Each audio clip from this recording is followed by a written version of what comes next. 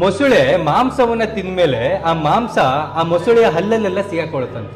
So ಆ ಹಲ್ಲಲ್ಲಿ ಸಿಗಾಕೊಂಡಿರುವಂತಹ ಮಾಂಸ ತುಂಬಾ ದಿನ ಇದ್ರೆ ಅದು ಅಲ್ಲೇ ಬ್ಯಾಕ್ಟೀರಿಯಾ ಆಗಿ ಇನ್ಫೆಕ್ಟ್ ಆಗಿ ಆ ಹಲ್ಲು ಉದ್ರೋಗಿ ಆ ಮೊಸಳೆ ಒಂದ್ ದಿವಸ ಬೇಗ ಸತ್ತೋಗುತ್ತೆ.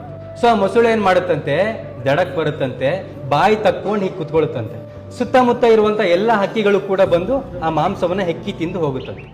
ಸೊ ಹೀಗೆ ಮೊಸಳೆ ಬಾಯಿಯಿಂದ ಮಾಂಸವನ್ನ ಹೆಕ್ಕಿ ತಿಂದಿ ಹೋದಂತ ಒಂದು ಹಕ್ಕಿ ಜಿಂಕೆ ಹತ್ರ ಹೋಗಿ ಹೇಳುತ್ತಂತೆ, ಜಿಂಕೆ ಅಲ್ಲೊಂದು ಮೊಸಳೆ ಇದೆ, ಅದೆಷ್ಟು ಒಳ್ಳೆ ಮೊಸಳೆ ಗೊತ್ತಾ, ನಮ್ಗೆಲ್ಲ ಆಹಾರ ಕೊಡುತ್ತೆ ಅಂತ. ಅವಾಗ ಜಿಂಕೆ ಹೇಳುತ್ತಂತೆ, ಎಂತ ಮಾತು ಅಂತ ಆಡ್ತೀಯಾ, ನೆನ್ನೆ ನನ್ನ ಮಗುವನ್ನ ಕೊಂದು ತಿಂದ್ಬಿಡ್ತದು ಅಂತ. ಆ ಹಕ್ಕಿ ಒಪ್ಪೋದಿಲ್ಲ, ಸುಳ್ಳು ಹೇಳ್ತಿದ್ಯಾ ನೀನು, ನಮ್ಗೆಲ್ಲ ಅನ್ನದಾತ ಆ ಮೊಸಳೆ, ನಮ್ಗೆಲ್ಲ ದಿನ ಊಟ ಕೊಡುತ್ತೆ, ನಾವೆಲ್ಲ ಅದ್ರ ಬಾಯಲ್ಲೇ ಹೋಗಿ ತಿಂತೀವಿ, ನಮ್ಮನ್ನು ತಿನ್ನೋದಿಲ್ಲ ಅದು, ನಿನ್ ಮಗುನ್ ತಿನ್ಬಿಡ್ತಂತೆ, ನೀನ್ ಸುಳ್ಳು ಹೇಳ್ತಿದ್ಯಾ ಅಂತ ಹೇಳಿ ಹೋಗುತ್ತೆ. ಸೊ ಇದರಿಂದ ನಾವೇನ್ ಅರ್ಥ ಮಾಡ್ಕೋಬಹುದು ಅಂದ್ರೆ, ನಮ್ ಜೀವನದಲ್ಲಿ ಯಾರೋ ಒಬ್ಬರಿಗೆ ಒಳ್ಳೆನಾಗಿರೋ ವ್ಯಕ್ತಿ ನಮಗೂ ಒಳ್ಳೆನಾಗಿರ್ಬೇಕು ಅಂತ ಎಲ್ಲೂ ಇಲ್ಲ. ಅಂಡ್ ಇನ್ನೊಂದು, ಯಾರೋ ಒಬ್ಬ ವ್ಯಕ್ತಿ ಯಾರಿಗೋ ಒಳ್ಳೆನಾಗಿದ್ದಾನೆ ಅಂದ್ರೆ ಅವನಿಂದ ಅವನಿಗೇನೋ ಉಪಯೋಗ ಆಗ್ತಿದೆ ಅಂತ. ಅಂಡ್ ಮೂರನೇದು, ಆ ಮೊಸಳೆಯ ಒಂದು ಹಲ್ಲಲ್ಲಿರುವಂತ ಮಾಂಸ ಎಲ್ಲ ಹಕ್ಕಿ ತಿಂದ್ಮೇಲೆ ಆ ಹಕ್ಕಿಯನ್ನು ಕೂಡ ಮೊಸಳೆ ಬಿಡೋದಿಲ್ಲ. ಅಂದ್ರೆ ನಮ್ಮ ಅವಶ್ಯಕತೆ ಮುಗಿದ್ಮೇಲೆ ನಮ್ಮನ್ನ ಎಲ್ಲರೂ ಕೂಡ ದೂರ ದಬ್ತಾರೆ. ಸೊ ಒಬ್ರ ಕಷ್ಟಕ್ಕೆ ನಮ್ಗೆ ಯಾರು ಸಹಾಯ ಮಾಡ್ತಾರೆ, ಯಾರು ಒಳ್ಳೆಯವರು ಯಾರು ಕೆಟ್ಟವರು ಅನ್ನೋದನ್ನ ನಾವೇ ನಿರ್ಧಾರ ಮಾಡಬೇಕು ಅನ್ನೋದು.